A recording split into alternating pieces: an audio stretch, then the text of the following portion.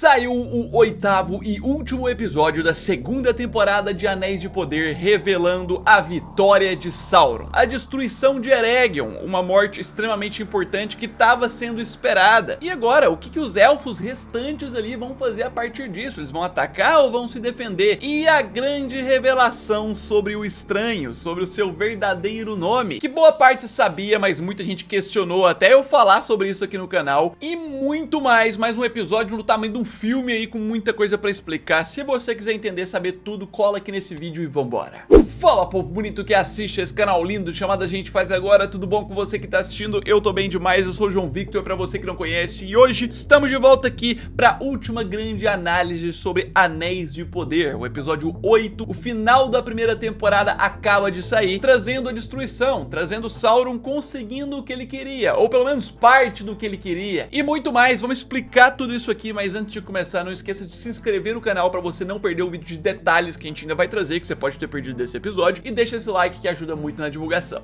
E é o seguinte, de cara eu já posso adiantar aqui bem direto ao ponto. Temos aqui um final de segunda temporada que prova que a segunda temporada é muito acima da primeira, pelo menos na minha opinião. Tinha pontos parecidos ali nos primeiros episódios com a primeira temporada, mas nessa reta final andou muito mais e se desenvolveu muito mais. Esse episódio final aqui, inclusive, né, conclui arcos de personagens, traz respostas de muita coisa, deixa muitas perguntas em aberto, claro, né, pra próxima temporada, mas sim, é um episódio final de temporada que realmente funciona como um final de temporada. Eu saio dessa segunda temporada satisfeito. Tem pontos, tem adendos, principalmente a galera que vem do livro, né, fica indignada, nossa, destruíram a obra de Tolkien. Eu sempre falo aqui que em todo tipo de produção, seja adaptação de livro, de jogo, de quadrinhos, eu sou a pessoa mais a favor de não seguir a risca, de trazer coisas novas pra ficar inesperado. E assim, tô gostando muito mais de Anéis de Poder depois de ter assistido a segunda temporada do que depois de ter visto a primeira na época. Mas assim, tem muito ponto pra gente explicar aqui nesse episódio, então vamos ponto a ponto cronologicamente, né? Vamos pra Khazad-dûm, que é onde o episódio abre, já com muita ação, já te prendendo em tela, com o Príncipe Durin tentando barrar o rei ali de abrir, né, a caverna, detalhes do estrago que o rei Durin tá fazendo ao ser controlado pelo anel, matando e machucando soldados dele mesmo, e o Príncipe Durin mais uma vez pedindo pro pai tirar o anel, e ele recusando, e a gente vendo mais uma vez aquele ponto sobre o mal, sobre a sensação que o anel gera, né, a sensação falsa de que está no caminho certo, de que tá fazendo um bem pra si mesmo, quando por trás de tudo temos a ruína, e é isso que acontece na cena. A sensação falsa de prazer momentâneo, né, de estar no caminho certo que o anel gera, é quando eles abrem a caverna ali, e o rei Durin percebe, ó, tava no caminho certo, ó lá, todo o mithril que a gente tem pra poder extrair, estamos ricos. Mas é aí que a verdade vem, com o aparecimento do Balrog, né, ele tava ali todo esse tempo escondido nessa caverna, e esse aparecimento dele é o que precisava pro rei Durin entender como ele tava errado, entender que de fato ele precisa tirar esse anel, mas já é tarde demais, né? Ele já caiu no engano, ele já caiu na mentira. Assim, pra início de episódio já é uma cena pesada, forte emocionalmente, né? Principalmente da conexão de pai e filho ali, o filho vê o pai se sacrificando assim. É uma cena visualmente linda, épica, com essa câmera lenta que se encaixa muito bem. Tudo isso, claro, resultando na morte do Durin III. Já é um ponto que mostra como esse final está sendo bem trabalhado. Já começa o episódio final concluindo um dos arcos. O rei Durin, o arco dele tá concluído aqui. Mas é claro que a gente tem que falar do foco no deserto e o foco no estranho, né? Encontrando e conhecendo o Mago Sombrio, que é um dos grandes pontos reveladores desse episódio, que a galera esperava pra ouvir, né? E que aqui começa a ser construído. O Mago Sombrio se apresentando como alguém do bem, que não tá ali pra matar ninguém, inclusive matando os mercenários lá que estão segurando a Nora e a Pop. Claramente uma estratégia, né? Pra poder atrair o estranho pros dois serem meio que os sucessores do Sauron. Aqui a gente tem esse alerta do Sauron tá vindo, pra todo lugar as pessoas entendem que é necessário vencer o Sauron. E o Mago Sombrio pensa nisso, só que ele pensa nisso não como só vencer,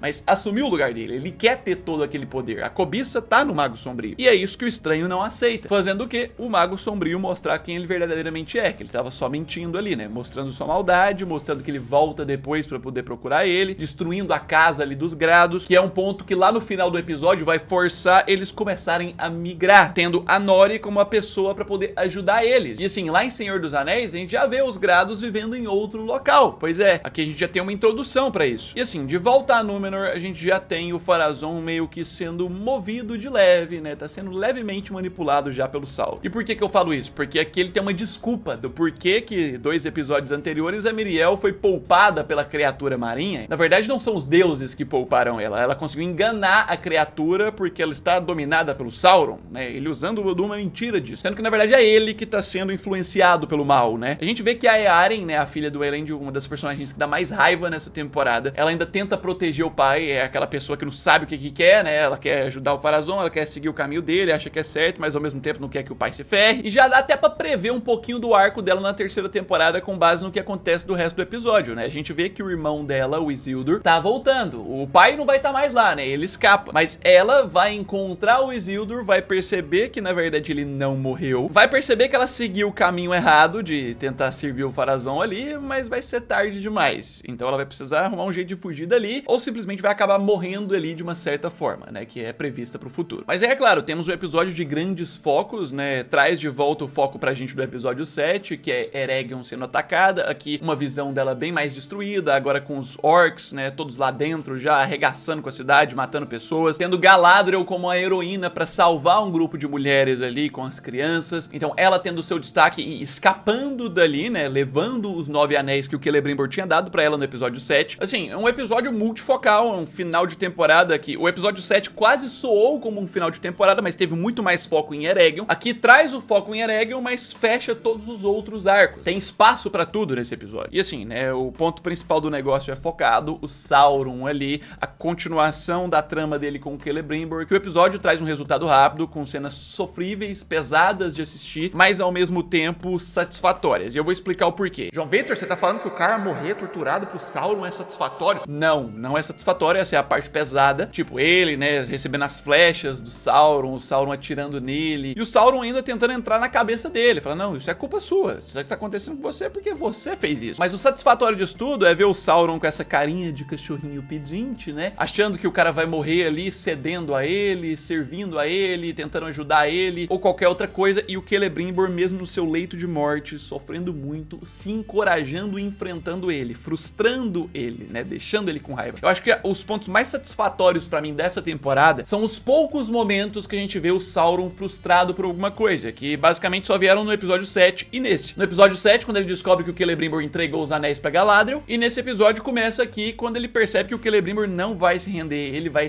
desafiar ele ao máximo. As cenas, né, do final do Celebrimbor são pesadas, mas as falas dele tem todo o foco em incomodar e rebaixar o Sauron. E a gente vê pela raiva que ele fica, que isso incomoda ele completamente, até sai lágrimas dos olhos deles, né? E tipo, a morte do Celebrimbor vem com uma frase marcante: Sauron, o Senhor dos Anéis. Tipo, ressaltando muito que ele vai sucumbir pros próprios anéis, que ele só serve os anéis. Tipo, trazendo a ideia de que ele não é nada. Então assim, apesar do Celebrimbor ser um personagem que deu raiva pra gente nessa temporada, ele morre com uma forma muito honrada, né? Ele morre bem valente, mexendo com o Sauron. O Sauron, que é essa entidade, essa criatura sinistra, ficou incomodado. Um elfo conseguiu tocar nele, conseguiu incomodar ele morreu bravamente, sem querer servir a ele. É forte como isso acontece, isso fere o ego do próprio Sauron, mas não fere os planos dele, que seguem, né? O que ele queria muito aqui era o quê? Atrair os orcs. Ele queria um exército pra ele. Ele ficou desde a primeira temporada, quando ele ressurgiu e tudo mais, e a Galadriel levou ele até ali, ele ficou todo esse período sem um exército, e agora finalmente, nesse episódio, a gente vê o Sauron conseguindo o seu exército de orcs. A gente vai falar mais sobre isso, mas antes a gente tem que voltar pro foco de alguns personagens que tinha tempo que a gente não via, tinham vários episódios que não apareciam. Eu quero falar sobre Isildur e Tel,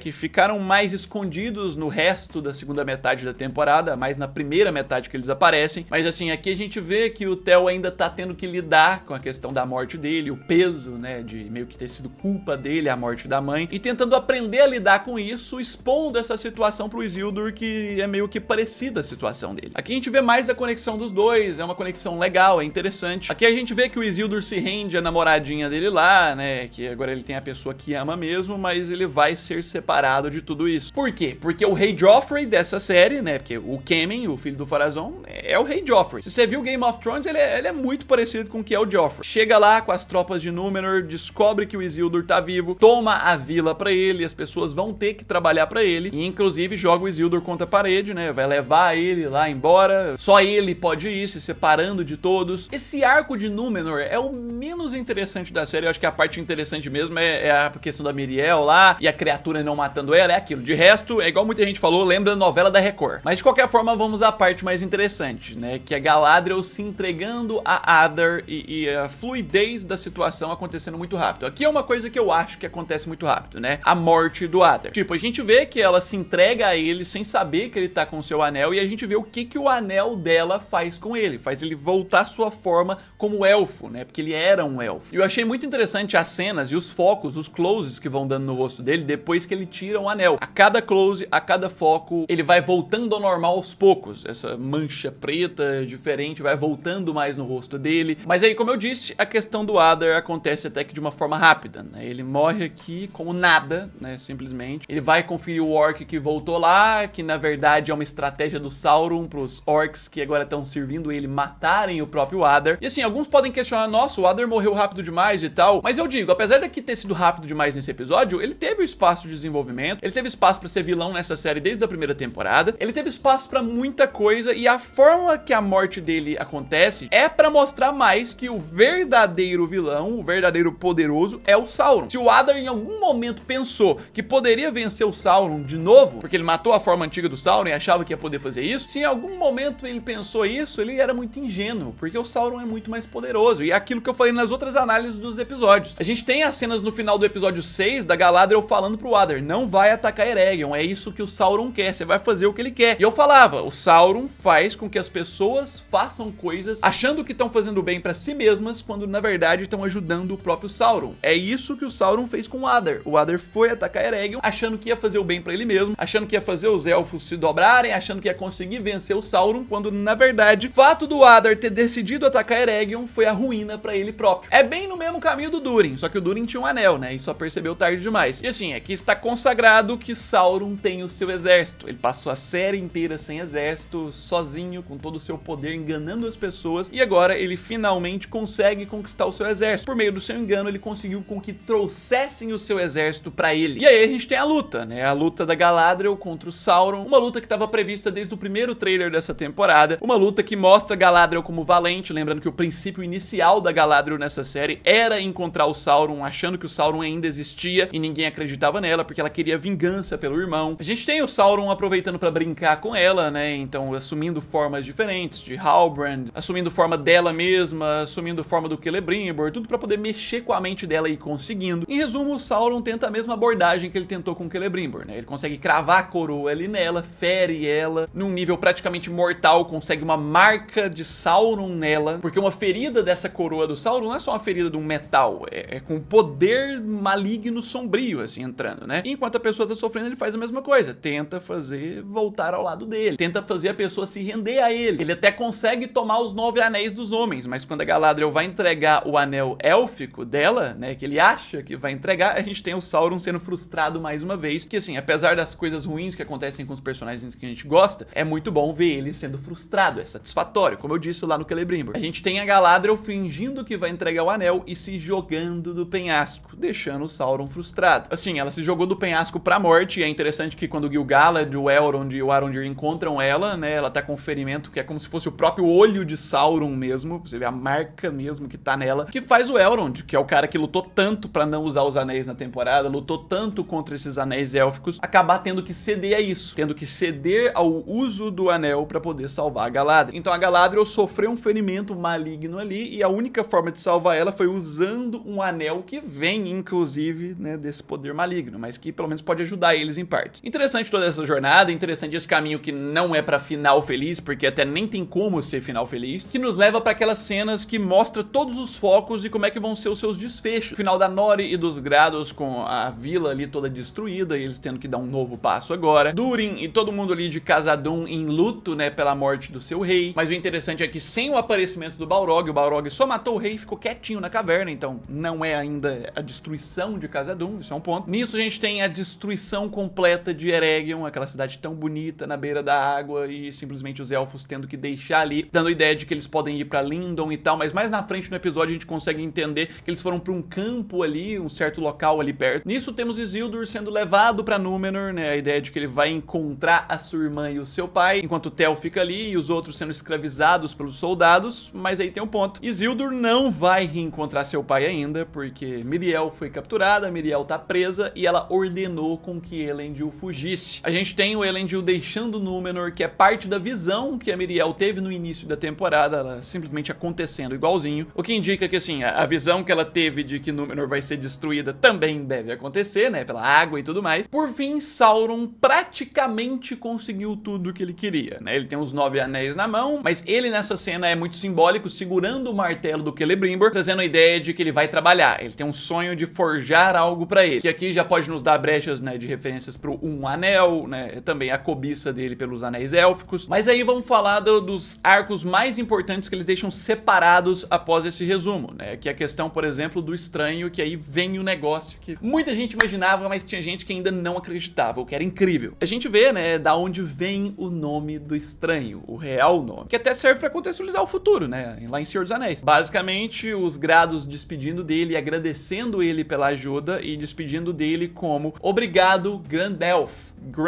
grande elfo, porque eles nunca viram um elfo na vida, então eles chamam ele assim. Nisso, por meio de toda essa jornada, temos ele encontrando o seu cajado e reencontrando quem? Tom Bombadil, que é aqui que a gente tem a revelação que a gente esperava, né? Como eu disse, a gente ia terminar essa temporada com a revelação de quem ele é realmente. E como eu disse, pode olhar desde a análise do primeiro episódio dessa temporada, eu falando, tudo indica que o estranho é o Gandalf. Eu acredito mais nessa parte. O estranho é o Gandalf. E os outros episódios aparecendo mais indícios, e eu falando, provavelmente o estranho é o Gandalf, inclusive em vídeo de detalhes. E aí gente aparecendo falando o quê? Não, para de viajar. Esse cara aí, o estranho, com certeza é um dos magos azuis. Tá viajando demais. Pode procurar aqui no canal que tem comentário assim. Agora a galera vai sumir, né? Mas tá aí a prova de que o estranho é o Gandalf. Ele finalmente, né, descobrindo, né, a sua identidade, o seu nome, se dando o nome de Gandalf. A junção ali, né, um resumo de como os Grados estavam chamando ele, Grandelf. Cena sensacional, emocionante, um final ali junto com o Tom Bombadil que serviu, né, pra guiar ele nesse caminho. Assim, na minha opinião, esse arco do estranho encerra de uma forma satisfatória, encerra da forma como a galera queria, a maioria, como a maioria imaginava. Então é mais um ponto positivo pra esse fim de temporada e pra deixar a segunda temporada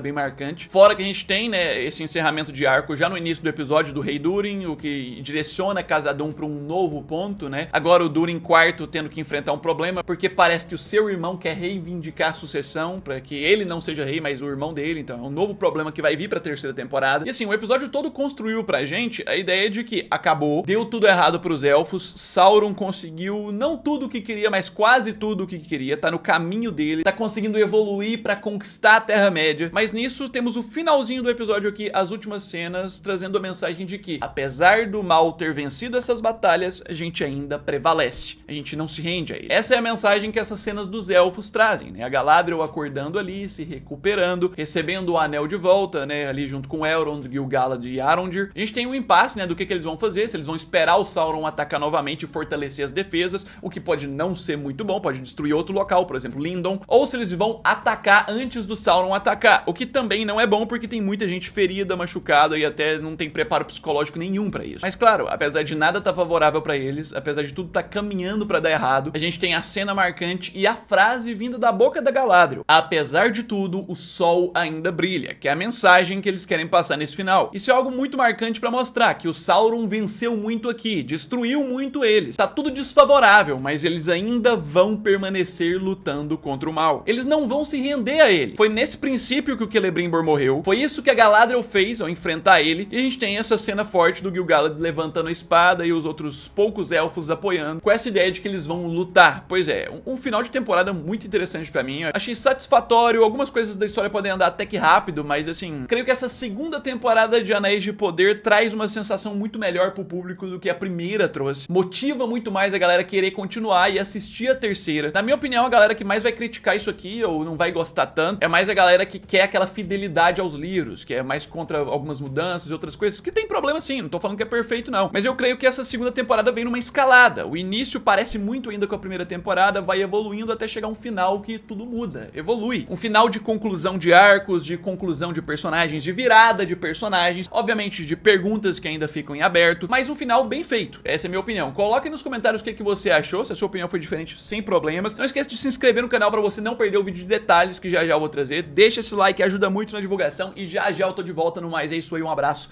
fui!